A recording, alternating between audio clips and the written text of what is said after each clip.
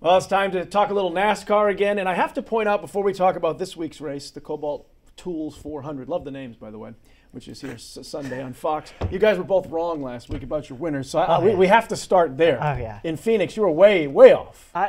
You picked one of the Busch boys. I'd rather you start. Okay, all right. I picked Kyle Busch. He had an engine. They had to make an engine change. They detected something Sunday morning. He had to start at the back of the field. I'll call that more of a misfortune than anything else. I still even like my pick. With him starting 43rd, I like the pick. He ran himself up into 15th position. You know, he's an aggressive driver, and honestly, I think he ran in a little too hard into turn one. He ended up spinning himself out and spent most of the rest of the afternoon trying to get back on the lead lap. And it just didn't happen. No, truly, he was just too aggressive at that moment in time. Had a killer car, but he burned himself. He killed the car. Burned himself, and he burned me. I had Brad Keselowski, I believe. Yeah, he didn't win either. Yeah, he didn't win, but he didn't finish as bad as Kyle Busch did either. So, yeah, top 5 finish. Yep. So, not a bad pick. That's where I said he had ran the past couple of years, and if you got to go with a top 5 pick, it's better than where Mr. Busch finished. I defeat Jared Munch in that category. Yes, you did. You get the victory in week 1 of the podcast. I'll take it, and I'll be happy with that. All right, let's move to Vegas then. Where really the talk isn't about the race; it's more about Denny Hamlin and the new Gen 6 cars. Hamlin hasn't made any bones about this. He doesn't like the cars. He doesn't think they're good for the sport. He seems he doesn't even want to run one of these cars. He's got to, but he's been fined $25,000, won't pay it.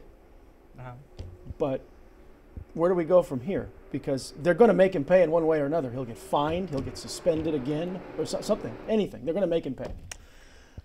Well, I mean, you know, I guess we'll see how it plays out. I think eventually he'll probably bite the bullet and have to pay because or they'll take points away from him. One of those things. I guess it comes down to, you know, he's going to have to pay the fine or not win a championship, which is a driver's ultimate goal. But I guess I can kind of side with Denny a little bit. I mean, you go back to the car of tomorrow, and that had all kinds of issues, just as controversial as this Gen 6 car seems to be now. And drivers just want a good car that runs well everywhere. And, you know, they seem to not be getting it with that Gen 6 like NASCAR thought they would get. They all have to run these cars, though. He may not be the only guy that thinks this. He's maybe the only guy saying it. But everyone's going to run the same vehicle. Well, it's always going to be, you know, some people love it, some people hate it. You know, there have been a lot of different variations of this vehicle recently. Safety has been really that driving force to this, having new cars periodically.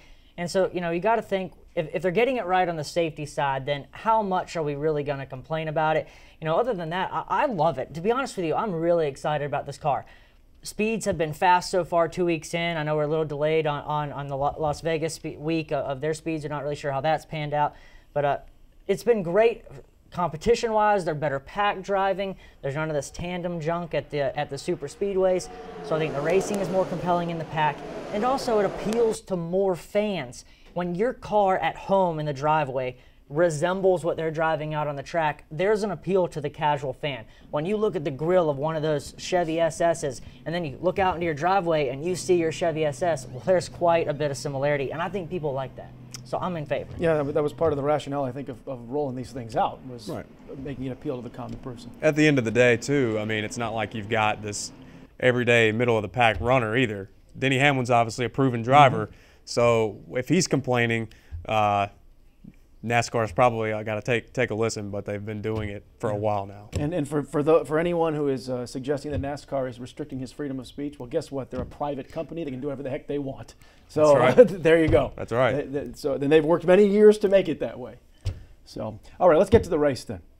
Let's say Denny wins. How about that? Just stick it. But let's look at who you like this week.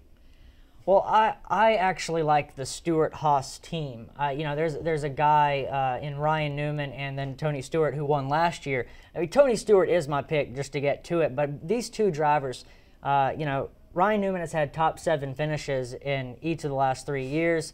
I think the tandem of them, I think either one of them, with the information that they've gained over the last couple of years, has a real shot at being the winner at the end of this week. But yes, I do in the end like Tony Stewart.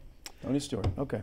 I'll stick with the hot hand, Carl Edwards, winner of Phoenix last week, won in Las Vegas in 2011 and 08. How can you go away from Carl Edwards, the man who's got the hot hand right now? I think I'm sticking with the 99. I think he's got, as good a chance as anybody else in the 43 car field. All right, let's see who wins next week. There is a pick that there's a name we got to throw out there. I think we'd be in trouble if we didn't at least throw out the obvious pick. We made our picks and we like our picks.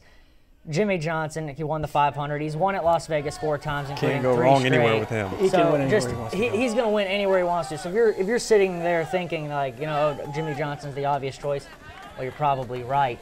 But he can't win every week. Exactly. That's why we like our guys. Should be an interesting race considering they only run Las Vegas one time a year now. Danica seems to run well better there too. So We'll find out. We'll see if if she can pick back up after an awful finish last week. I think it was 40th. Tough day for her, but still working out those kinks. Absolutely. All right. Well, we'll see. Fantastic. Real winner this week, the fans. Love this racetrack. likes these I cars. love this racetrack, though. They're going to be barreling down at 185 miles an hour into turn 1, slamming it down to 145. And then once you get down the back straightaway into turn 3, they're going to be going 2-3 wide. And with this new car, there's no telling what is going to happen at this track. So the real winners, you. So tune in Sunday here on Fox. All right, 3 o'clock is when that race starts. Kobalt Tools 400. Denny Hamlin would probably argue with you. I just like to see him win to see what could happen. That's all I want to say. Got no Sure. real basis for why I think That's fine. that. Just see what happens. Got The it. melodrama of it all. All right, we're going to check with those picks next week, but of course, come back here Sunday, 3 o'clock start for the Kobalt Tools 400. Have a good one.